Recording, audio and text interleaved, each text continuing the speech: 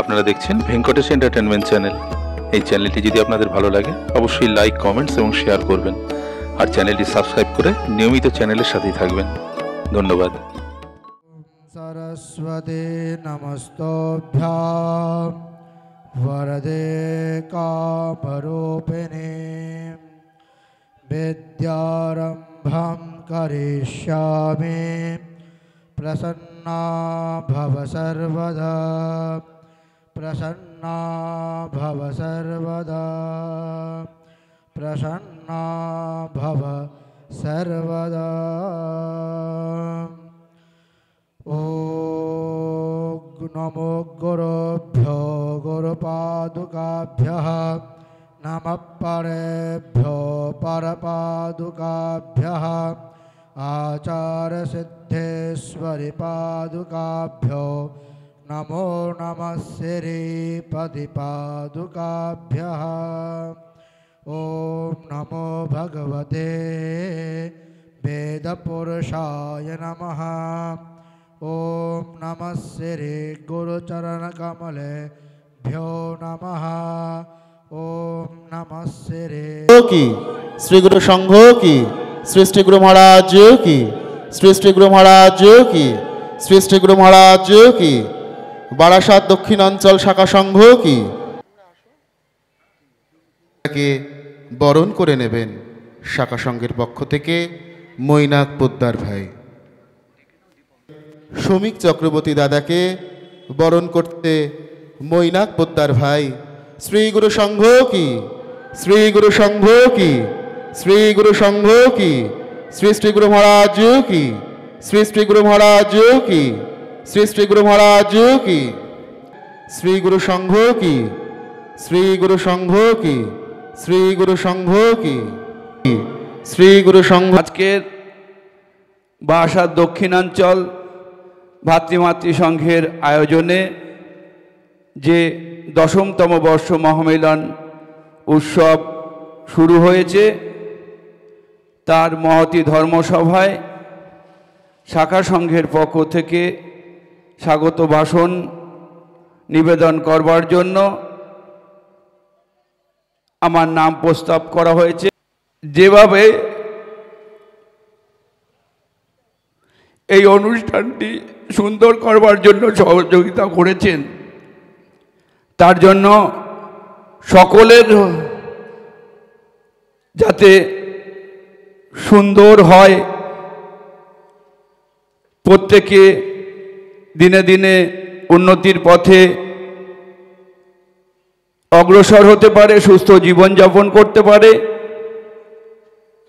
সেই প্রার্থনা শ্রী শ্রী গুরু ভগবানের চরণে রাখি। তার সাথে সাথে আজকের আমাদের এই ডাকে যারা প্রত্যেকে এসছেন, আমাদের বক্তাগণ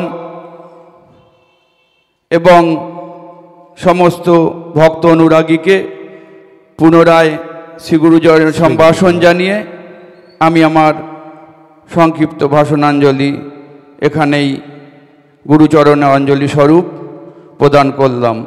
দেখুন, আমরা প্রত্যেকেই শ্রীগুরু সংঘের আশ্রিত। অনেক ভাগ্যের ফলে আমরা সদ্গুরুর দীক্ষা লাভ করেছি। দীক্ষা লাভ করেছি, তাকে কথাও দিয়েছি তোমার বাক্য আমরা মেনে চলব। কিন্তু আমরা অনেকেই তার কথা কিন্তু শুনে চলি না, তার বাক্য মেনে চলি না। প্রথমেই বলবো সঙ্গের কথা, যেটা যিনি গুরুদেব সবসময় জোর দিয়েছেন, ভাতৃসঙ্গ মাতৃসঙ্গ।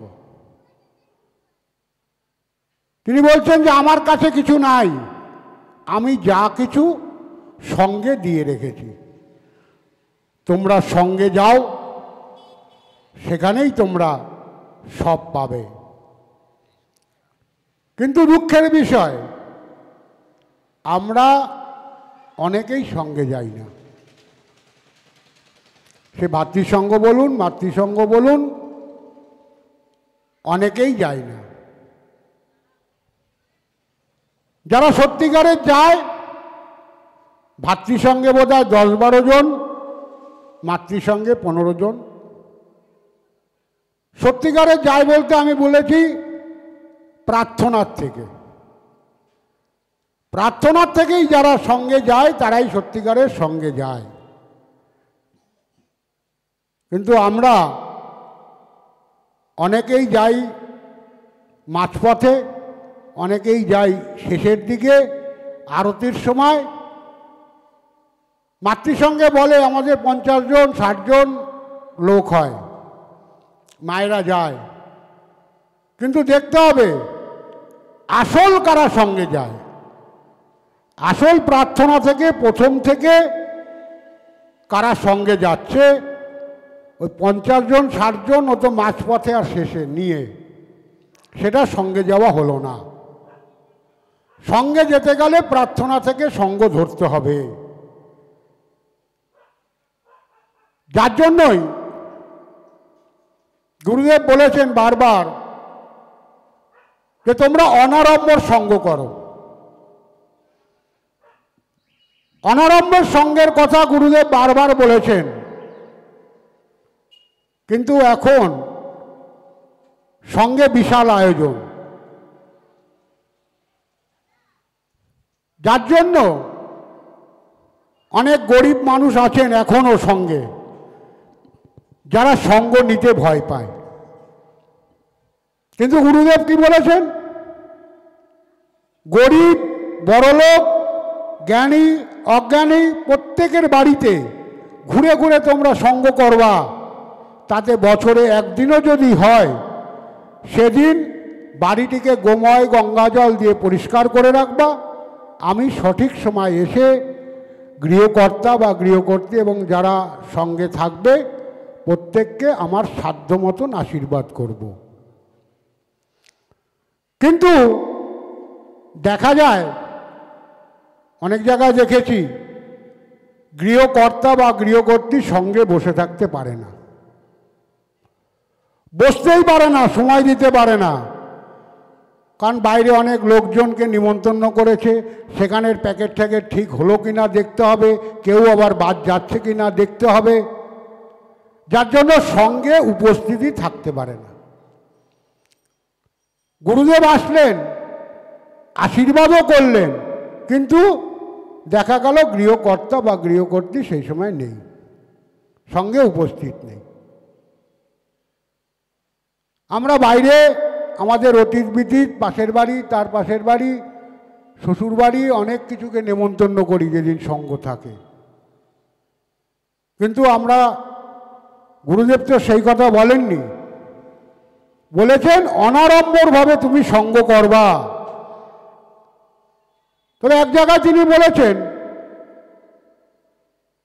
10 জন ব্রাহ্মণকে খাওয়ালে যা, একজন গুরু ভাইকে খাওয়ালে তাই।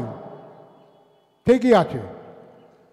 তার জন্য আমার যদি খাওয়াতেই হয়, আমি বাড়িতে আলাদা করে গুরু পুজো দেবো, অন্যদিন করব, করে গুরু ভাইদের খাওয়াবো। কিন্তু গুরু বাক্য অমান্য করে, যেখানে গুরুদেব বলেছেন অনাড়ম্বর সঙ্গ করো, সেই বাক্য অমান্য করে আমি লুচি মন্ডা পিঠা পোলাও আলুর দম কত কি আয়োজন করি।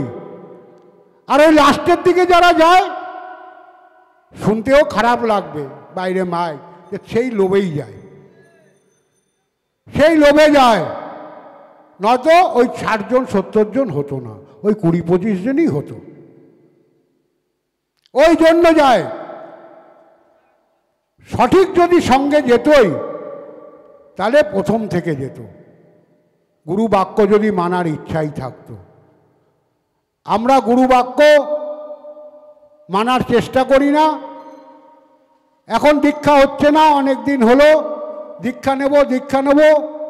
আমাকে যারা বলে তাদের তো আমি বলি আগে যাও, সঙ্গে যাও, গুরুদেবের বই পড়ো, আগে গুরুদেবকে চেনো জানো। ওই পাত্রে বাড়ির দিদি কি বলল যে শ্রীগুরুর সঙ্গে দীক্ষা নিলে তুমি বিরাট অট্টালিকার মালিক হবে, সে না। আগে সঙ্গে গিয়ে অভ্যাস করো। আর সদ্গুরুর দীক্ষা সময় হলেই হবে। দীক্ষার ঘরের সামনে থেকেও দেখেছি পলাশিতে ফেরত এসছে, কারণ সময় হয়নি। তাহলে দীক্ষা নিয়ে এত চিন্তার কোনো ব্যাপার নেই। সদ্গুরুর দীক্ষা যার যেখানে পাওয়ার ঠিক সময় হলে পাবে, তাই নিয়ে এত লাফানো জাপানোর কোনো ব্যাপার নেই।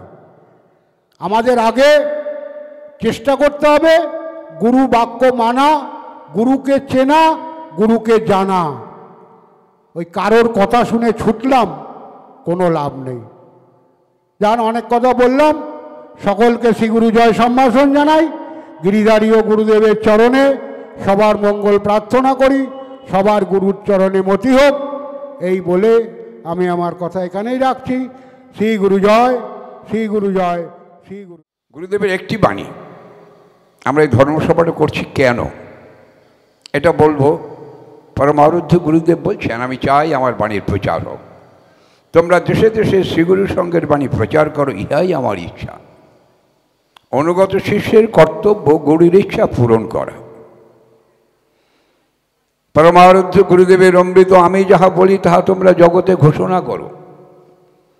পরমারাধ্য গুরুদেব কিসের জন্য ধরা হয়ে আবির্ভূত হয়েছেন সেটাই আপনাদের সামনে বলবো। আমরা প্রার্থনায় করি, দেখবেন সকালের প্রার্থনায় বলি, জীবতারণ কারণ আগমনং প্রণমামি শিবং পরমহংস পদম। পরমারাধ্য গুরুদেব জীবকে উদ্ধার করার জন্য আবার প্রণাম মন্ত্রে বলছি, ওম নরাকার পরম ব্রহ্ম। পরমারাধ্য গুরুদেব নররূপ ধারণ করে কিসের জন্য এসছেন, আবার প্রার্থনায় চলে যাই। আমরা নিয়মিত প্রার্থনা করি, ভবসাগর তারণ কারণ হয়ে এই সংসার জগৎ থেকে উদ্ধার করার জন্য পরমারাধ্য গুরুদেবকে আবার বলছি যে পরমারাধ্য গুরুদেব জীবেরও নিস্তার লাগে নন্দসুত হরি ভুবনে প্রকাশ মানে গুরুরূপ ধরি। গুরু কৃষ্ণ এক হয় শাস্ত্র প্রমাণে, গুরুরূপে কৃষ্ণ কৃপা করেন ভক্তজনে। আমরা পরমারাধ্য গুরুদেব আশ্রিত সন্তান, আমরা দেখবেন সকলেই পরমারাধ্য গুরুদেবের আতুল চরণে আমরা তুলসী নিবেদন করি। কেন? গুরু এবং ভগবান এক। আমরা পরমারাধ্য গুরুদেবকে ভগবান হিসেবে দেখি বলি আমরা পরমারাধ্য গুরুদেবের আতুল চরণে আমরা তুলসী প্রদান করি। আর একটি কথা, সেটা হলো পরমারাধ্য গুরুদেব বিশ্ববাসীর কল্যাণের জন্য, মানব জাতির কল্যাণের জন্য মানুষ যা চায় সংসারে বিশ্বের মানুষ, সেটা হলো সত্য সেবা নীতি ধর্ম জীবনেরই চারিকর্ম। আমরা সংসারী মানুষ যারা যদি সত্য সেবা সত্য পালন করি, সত্যবাদীকে সকলে বিশ্বাস করে। সত্যের বিপরীত শব্দ কি? মিথ্যাবাদীকে কেউ বিশ্বাস করে না। সত্যের পরে হলো সেবা, পরের উপকার। পরোপকারী ব্যক্তি সমাজের বন্ধু। সত্য সেবা পালন করার নিজের প্রতি যে নিষ্ঠা, সেটা হলো নীতি।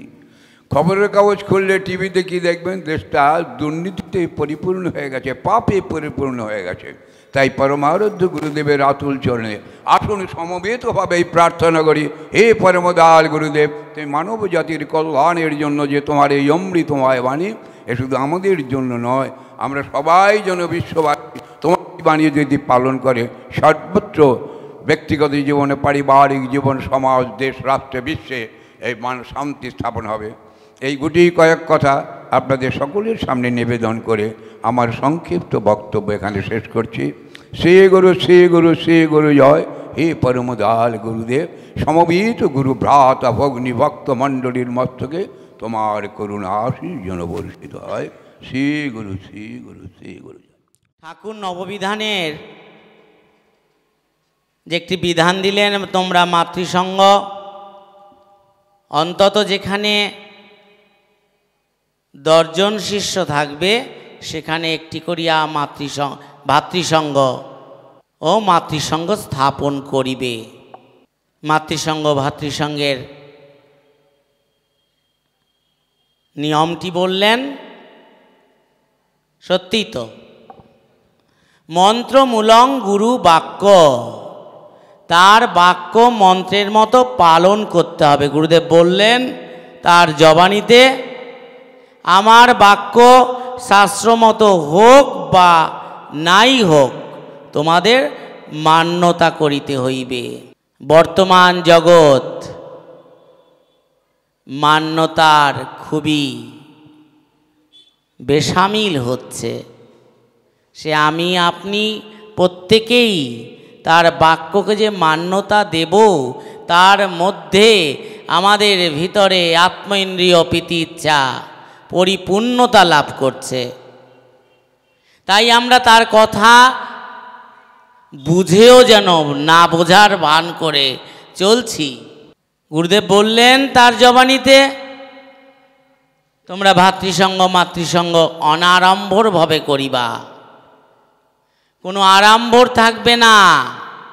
কিন্তু এই আড়ম্বর আমরা ভুলতেই পারি না, যে এক গুরু ভাইরে কষ্ট দেওয়া মানেই আমাদের গুরুদেবকেই কষ্ট দেওয়া। এটি আমাদের মাথায় চিন্তা নাই। গুরুদেব বললেন তোমরা অনাড়ম্বর সঙ্গ করিবা।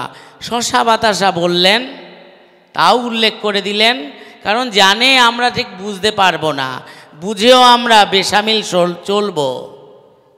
তাই উনি এর মাঝখানেও উনি বললেন তোমরা শশা বাতাসা দিয়ে সঙ্গ করিবা। কিন্তু আমরা বুঝি না, আমরা আমাদের মতো অবস্থায় আমাদের মতো ইচ্ছা মতো আমরা চলার চেষ্টা করি। সঙ্গর দিনে আমরা যদি আড়ম্বর করে যদি সঙ্গ করি, তাহলে তো গুরুদেবের কথা প্রত্যাখ্যান করা হলো। তার কথা প্রত্যাখ্যান করলে আমরা কোথায় পৌঁছাবো একবার চিন্তা করা যায়। গুরু রুষ্ট হলে কৃষ্ণ রাখিবারে নারে, কৃষ্ণ রুষ্ট হলে গুরু রাখিবারে পারে। গুরু যদি রুষ্ট হন আমাদের প্রতি, আমাদের কি অবস্থা? আমরা এসছি এখানে কিসের জন্য? আমরা এসছি এখানে শুধু যোগযুক্ত হওয়ার জন্য, তার কৃপা পাওয়ার জন্য। তার কৃপাবিহীন আমাদের সকলই বৃথা। তাই তো গুরুদেব বললেন তার জবানিতে যে মনটি আমাকে দাও, তারপর মণিহারা ফণির মতো নির্বিষ হইয়া সংসারের জোয়াল টানো। আমি তোমার মনমণিকে নিয়া সাফ সাফাই দিয়া পরিষ্কার করিয়া রাখিব। যখন বুঝিব তুমি ধরিতে পারিবে, আমি তোমার মনমণিকে দিয়া দেব। সত্যি যদি আমরা তার চরণে মনটি যদি দিই, আমার বলতে আর কি কিছু রইল? আমার বলতে আর কিছু কি রইল? তাহলে দিতে গেলে আমাদের কি প্রয়োজন? মনটি দেওয়ার আগে আমাদের কি প্রয়োজন? তাহলে তার আদেশ নির্দেশকে পূর্ণভাবে আমাদের লক্ষ্য রাখতে হবে। তার আদেশ নির্দেশকে পূর্ণভাবে লক্ষ্য রাখতে হবে। গুরু মহারাজ বললেন তীরে তো জাহাজ লাগানোই আছে, যতই উত্তপ্ত বালুকণা হোক না কেন, যদি আমার লক্ষ্য ঠিক থাকে আমি ঠিক জাহাজে উঠিতে পারিব। তাহলে আমার লক্ষ্যস্থলটি ঠিক থাকা প্রয়োজন। লক্ষ্যস্থলটি তার আদেশ নির্দেশ পালনীয়। জাহাজটি কি? গুরুদেব বললেন জাহাজ হচ্ছে সেই বিষ্ণু মন্দির, কলকাতা কেন্দ্রীয় আশ্রমের, বললেন গুরুদেব। আর এই জাহাজের রশিটি কি? বলে মঙ্গল ঘট আর মাসিক প্রণামী। যে ঠিক এই মঙ্গল ঘট আর মাসিক প্রণামী এই রশি ধরে থাকতে পারবে, তার লক্ষ্যস্থলও ঠিক থাকবে। ঘরে বসে বসে ভগবান এই মঙ্গল ঘটের সেই রশির, জাহাজের সেই রশির সংযোগটি করলেন। আমরা হচ্ছে প্রত্যেকেই একটা ডিঙি নৌকা। যেদিন আমরা শ্রীগুরু সঙ্গের ছত্র ছায়াতলে এসে উপস্থিত হয়েছি। তার নাম কানে আমরা নিয়েছি। সেই দিন গুরুদেব আমাদের এই ডিঙি নৌকার সঙ্গে ওই জাহাজের সঙ্গে একটি দড়ি বেঁধে দিলেন, আর সেই দড়িটি জলের তোরণে ছিঁড়ে যাবে না পচে যাবে না কি করে খুলে যাবে, সেটি কিন্তু আমাদের প্রত্যেকের নিজের নিজের লক্ষ্য রাখতে হবে। লক্ষ্যটি কি? লক্ষ্যটি হচ্ছে তার আদেশ নির্দেশ। গুরুদেব বললেন তার বাণীতে, গুরুকে মহেশ্বর জ্ঞানে জ্ঞান করিলে তার চরণে তুলসী প্রদান করা যায়। মহেশ্বর কে? মহান যে ঈশ্বর। মহান ঈশ্বর কে? মহান ঈশ্বর হচ্ছে সেই অনাদির আদি গোবিন্দ। গুরু আর গোবিন্দে কোনো ভেদ নাই। সেই গুরু আর গোবিন্দে কোনো ভেদ নাই। গুরুদেবের জবানিতে গুরুদেব বললেন এক জায়গায় যে গুরু গোবিন্দ ও নাম অভেদ। গুরু গোবিন্দ ও নাম অভেদ তত্ত্ব। তোমরা গোবিন্দ পূজিতে পারিবা না, তোমরা গুরুর দ্বারাই গোবিন্দকে পূজিবা। এই 4 দিন এই মহাপুরুষ এতদ অঞ্চলের সকল নাগরিককেই আশীর্বাদ করবেন, তাদেরকে ধর্মপথে উদ্বুদ্ধ করবেন, তাই এখানে আসন গ্রহণ করেছেন। আমার গুরুদেবের জীবন আদর্শের মধ্যে এটি একটি অন্যতম। তিনি বেছে বেছে আশীর্বাদ করেন না। কে তার শিষ্য, কে তার কাছ থেকে মন্ত্র নিল, কে নিল না, এইভাবে উনি কখনো দেখেননি, সেই শিক্ষাও আমাদের দেননি। শ্রীগুরু সংঘ আপামর জনসাধারণের জন্য কাজ করে। শ্রীগুরু সংঘের নীতি সকল মানুষের মঙ্গলের জন্যে। গুরুদেব তো বলেই গেছেন, শিষ্য কি ভক্ত কি তৃতীয় লোক, যে আমাকে স্মরণ করে। আমরা তার বিভিন্ন লেখনীর মাধ্যমে পেয়ে থাকি, কোথাও কোথাও তিনি বলছেন কেউ তাকে এক জন্ম আগে কি 2 জন্ম আগে প্রণাম করেছিল, তাকে তিনি এই জন্মে উদ্ধার করে দিলেন।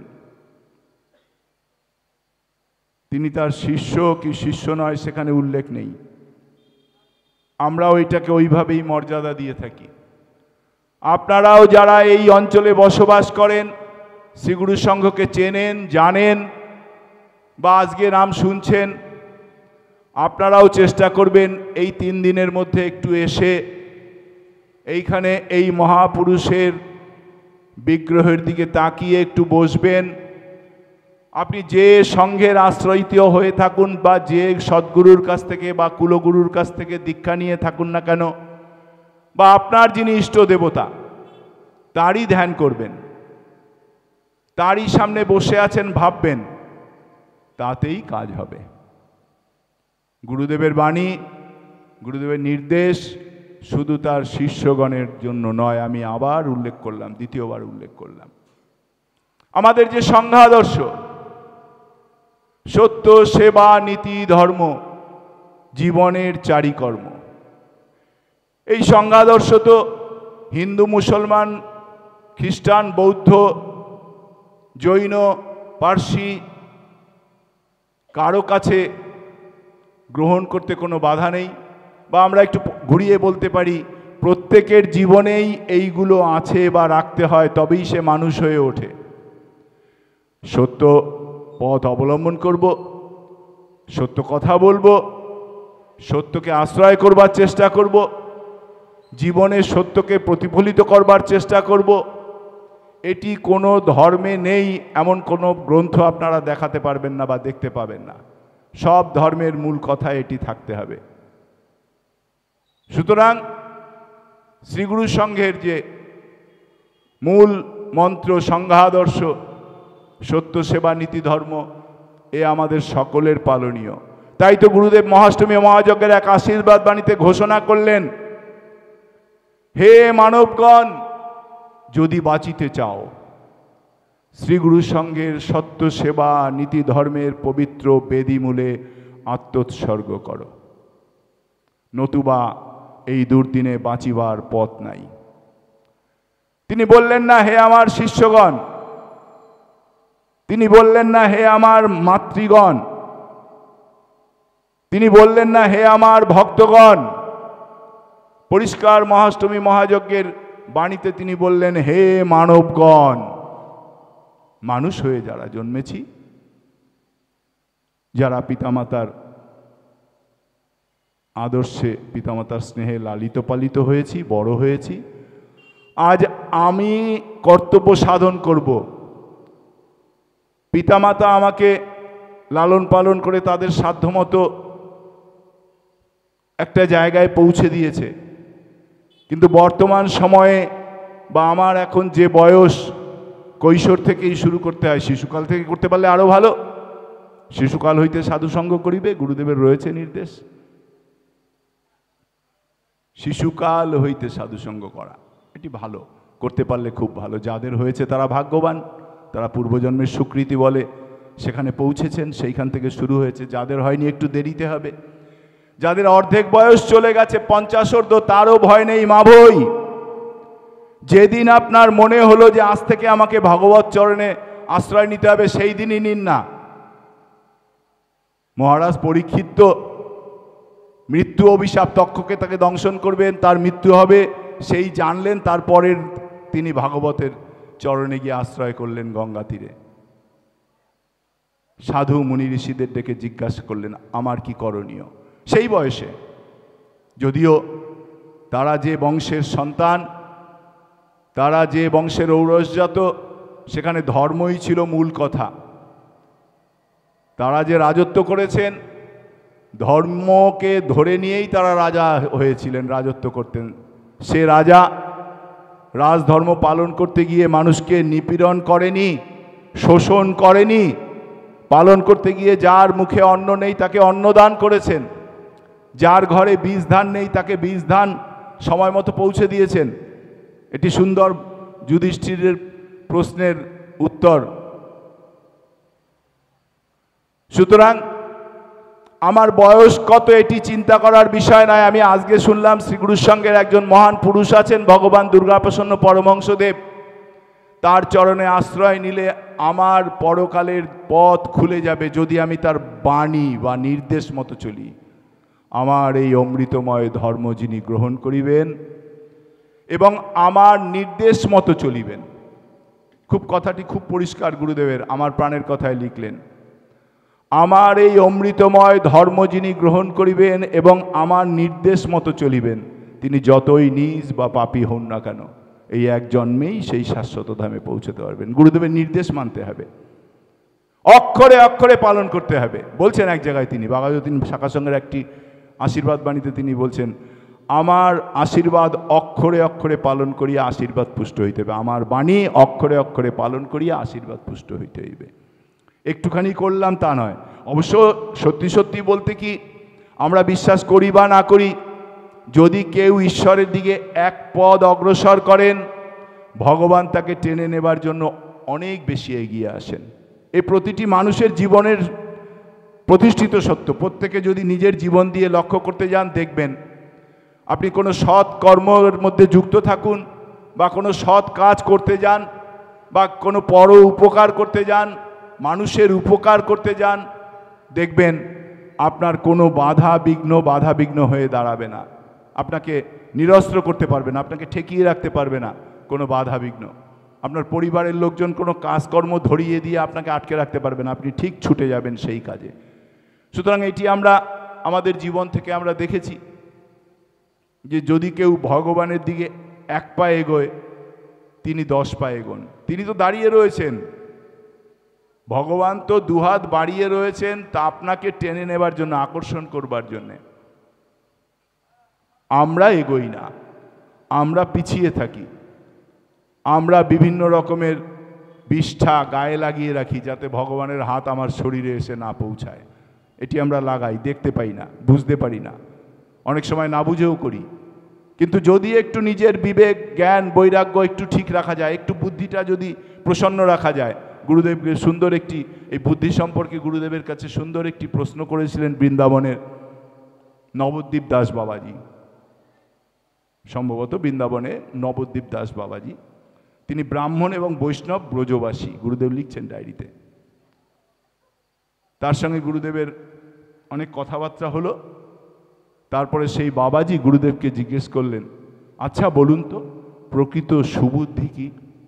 দেখুন, বুদ্ধি, সুবুদ্ধি, প্রকৃত সুবুদ্ধি কি?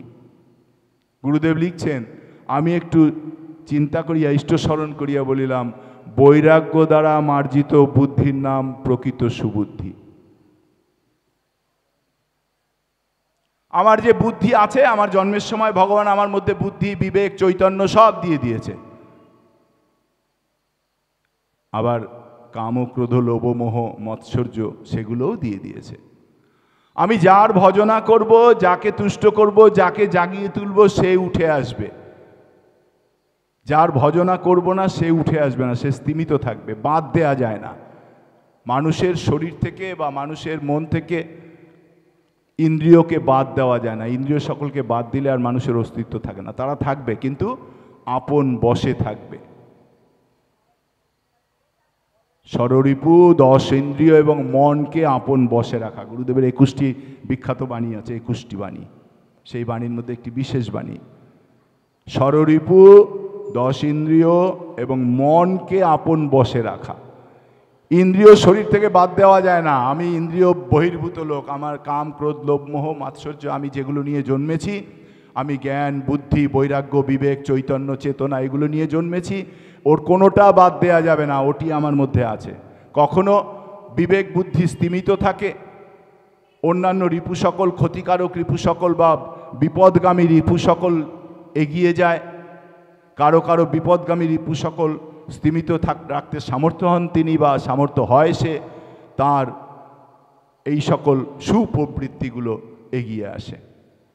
এই যে বিষয়গুলো, এগুলো প্রত্যেকের মধ্যে আছে, অস্বীকার করার কিছু নেই। বুদ্ধি আমার মধ্যে রয়েছে, শুধু সেইটাকে বৈরাগ্য দ্বারা মার্জিত করতে হবে আমাকে।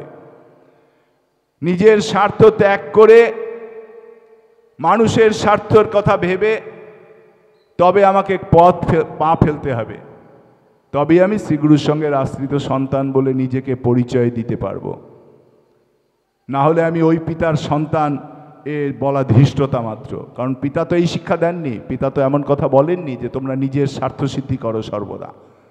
সুতরাং আমরা যারা শ্রীগুরুর সঙ্গে শিষ্যগণ, আমাদের কাঁধে প্রচুর দায় দায়িত্ব রয়েছে, এটি বুঝতে হবে। শুধু শিষ্য হয়েছি, বললাম আমি শ্রীগুরুর সঙ্গে শিষ্য, তাহলেই হলো না। আমি কি করি,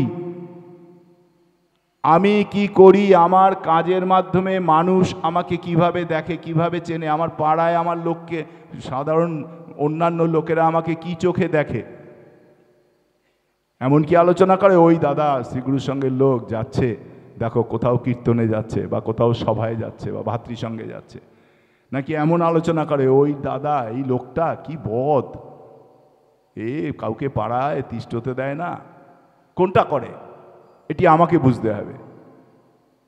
যদি খারাপটা করেছি, খারাপ করছে, সেই লোকের দোষ নয়, দোষটা আমার। আমি কোনো খারাপ কাজ করেছি তাই তিনি আমার সমালোচনা করছেন। আমাকে শুধরে ভালো হতে হবে, সেই লোকই আবার আমাকে ভালো বলবে। আর যদি আমি খারাপ কাজই করতে থাকি, খারাপ বলবে। আমি যদি খারাপ কাজ করি, সেই দোষটা গিয়ে আমার পিতার চরণে পড়বে, লোক আমার পিতাকেই বলবে এরা দুর্গাপ্রসন্নের শিষ্য, ভগবানের কথা শোনে না, ঠাকুরের কি সন্তানেরা, পাশে একটি কু জুড়ে দেবে, কুসন্তান।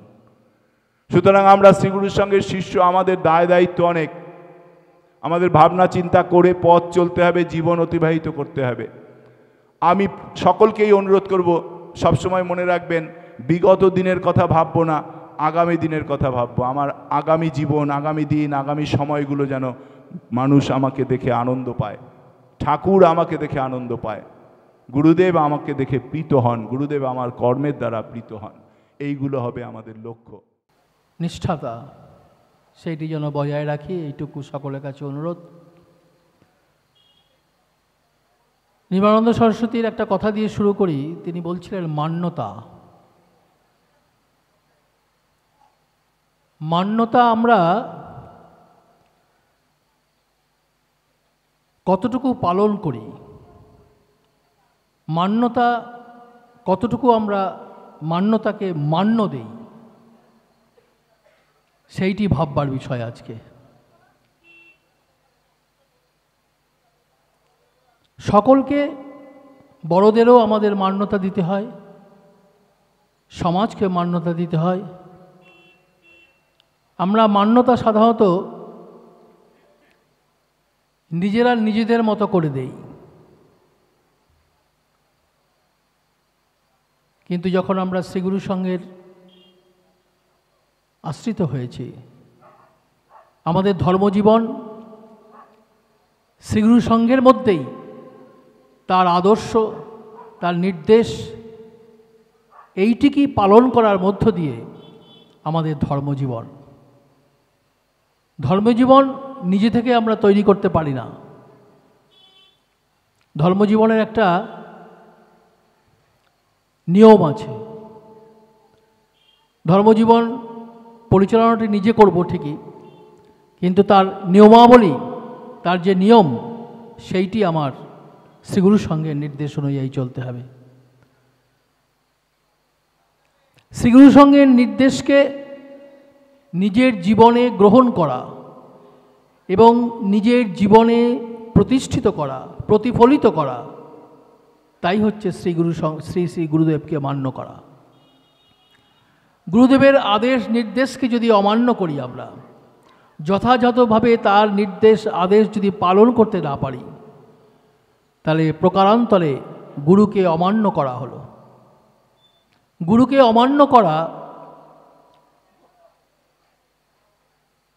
যে শ্রীগুরু সঙ্গের মানুষদের যে কর্তব্য ঠিক নয়, এটা আমরা জানি। জেনেও আমরা তার সেই আদেশ নির্দেশকে যথাযথভাবে মান্যতা দেই না। আমাদের সেই জায়গায় নিজেকে তৈরি করতে হবে। প্রত্যেকটি শিষ্য ভক্তকে নিজেকে সেই জায়গায় পৌঁছে দিতে হবে, তবেই তাকে যথার্থ মান্য দিতে পারবো, সম্মান জানাতে পারবো। এই তৈরি করতে গেলে নিজেকে এই শ্রীগুরু সঙ্গের সমস্ত কর্মাবলী, সমস্ত কার্যকারণ, সমস্ত কার্যাবলীর সঙ্গে নিজেকে যুক্ত করতে হবে। ভ্রাতৃসঙ্গে মাতৃসঙ্গে যাওয়াটা একটি প্রধান কর্তব্য। এটি আদেশ গুরুদেবের, এটি নির্দেশ, এর কোনো অপশান নেই। গুরুদেব নববিধানের কোনো অপশান দেননি। নববিধান পালন না করলে যে আমাদের ধর্মজীবন সঠিক হবে না, এটা আমরা সকলেই জানি। তিনি কোনো অপশান দেননি যে ভাতৃসঙ্গে না গিয়ে তুমি বাড়িতে বসে তোমার গুরুকে ডাকো, এই অপশান তিনি দেননি। যেখানে অপশান নেই সেখানে কম্পালসারি হয়ে যায়, সেটা সেই কম্পালশনটা এসে যায় সেখানে। আমরা বাধ্য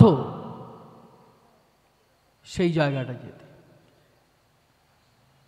নিয়ম করে সঙ্গ করতে বলেছেন তিনি, সঠিক নিয়মের মধ্য দিয়ে ভ্রাতৃসঙ্গ মাতৃসঙ্গ করতে বলেছেন, সঠিক সময়ে ভ্রাতৃসঙ্গ মাতৃসঙ্গে উপস্থিত থাকতে বলেছেন, কিন্তু আমরা চাই না। এটা আমরা সকলেই জানি।